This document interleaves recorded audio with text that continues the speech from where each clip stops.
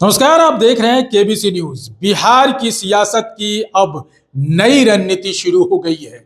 जी हां, मैं बात कर रहा हूं बांकीपुर विधानसभा के उपचुनाव की, जिसमें कि भारतीय जनता पार्टी के जो कुनबा था, उनका जो गढ़ था, नितिन नवीन का जो बनाया हुआ लगभग 3 दशक से एक बड़ी आबादी पर अधिकार था, वो खत्म किया है प्रशांत किशोर ने। और प्रशांत किशोर वहां से विधायक के तौर पे जीत हासिल की है। बता दें कि आज प्रशांत किशोर ने विधान परिषद के सदस्य के तौर पर, विधायक के तौर पर शपथ लिया है। और शपथ लेने के बाद प्रशांत किशोर जब बाहर निकलते हैं, वो क्या कुछ कहते हुए नजर आते हैं, जरा आप सुनिए। बिहार के जिस सदन में सदस्य के तौर पर भारत रत्न माननीय कर्पूरी जी, श्री कृष्ण बाबू, अनुग्रह नारायण सिंह साहब, केदार पांडे जी, नीतीश कुमार, लालू जी, सुशील कुमार मोदी जी और रामविलास पासवान जी जैसे लोग जिस सदन के सदस्य रहे हैं, उस सदन का सदस्य बनना मेरे लिए गौरव की बात है।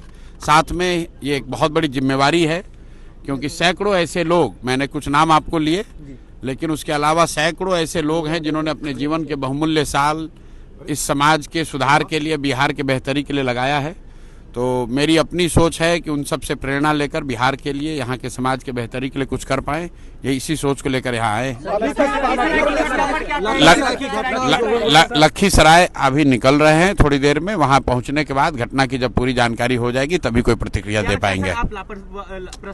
मेरे भाई, जब वहाँ पहुँचेंगे, घटना की जानकारी होगी तभी तो कुछ बोल पाएंगे। मुख्यमंत्री जी मीडिया में बयान नहीं दे रहे हैं लगातार पूछताछ के बावजूद। अरे भाई, मुख्यमंत्री क्या कर रहे हैं ये तो मुख्यमंत्री जवाब देंगे ना। हम लोग, आपको क्या लगता है, आप भी मुख्यमंत्री जी चुप्पी साध लिए हुए हैं। भाई सदन के आप भी सदस्य, इसीलिए पूछा जा रहा है। भाई, सदन का सदस्य होना अलग बात है। मुख्यमंत्री से आपने क्या पूछा, उन्होंने क्या कहा, नहीं कहा, हमें कोई जानकारी नहीं है। सवाल का जवाब नहीं दे रहे हैं तो आप उनसे पूछिए, देना चाहिए, लोकतंत्र है, सवाल लोग पूछ रहे हैं। विधायक भी अब बन गए। डस्टबिन घोटाला बिहार में जो हुआ है, स्वास्थ्य मंत्री डस्टबिन घोटाले को लेकर मैंने कल भी बयान दिया है कि जो जानकारी मीडिया के माध्यम से हम लोग को मिल रही है, उसमें ऐसा बताया जा रहा है कि 300, 500 या 1000 रुपए का डस्टबिन 15,000 रुपए में खरीदा गया है।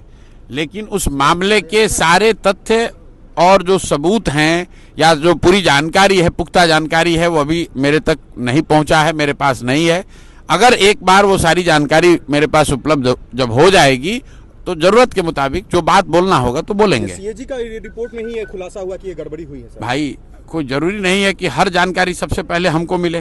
मीडिया ने अभी पिछले 2-3 दिनों में इसको चलाना शुरू किया है, अब उसको देख रहे हैं। जब सारे तथ्य और जानकारी जो है वो मिल जाएगी तो उस पर जो बोलना होगा वो बोलेंगे।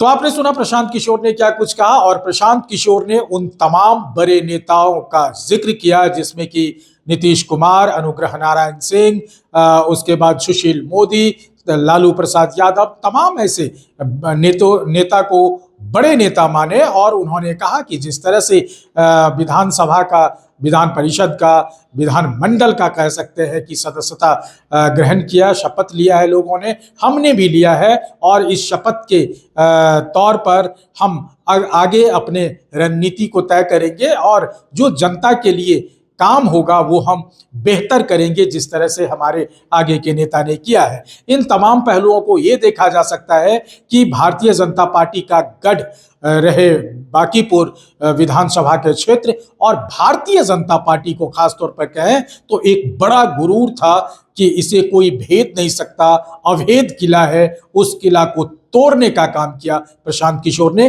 लेकिन अब देखना होगा कि प्रशांत किशोर सिर्फ बांकीपुर तक वो सीमित रहते हैं या उनका पूरा का पूरा टारगेट 2030 के बिहार विधानसभा पर है।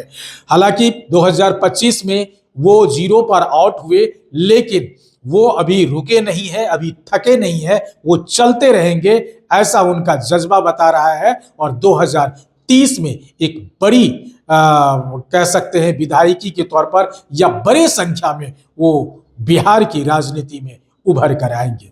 अमलेश आनंद, केबीसी न्यूज, पटना।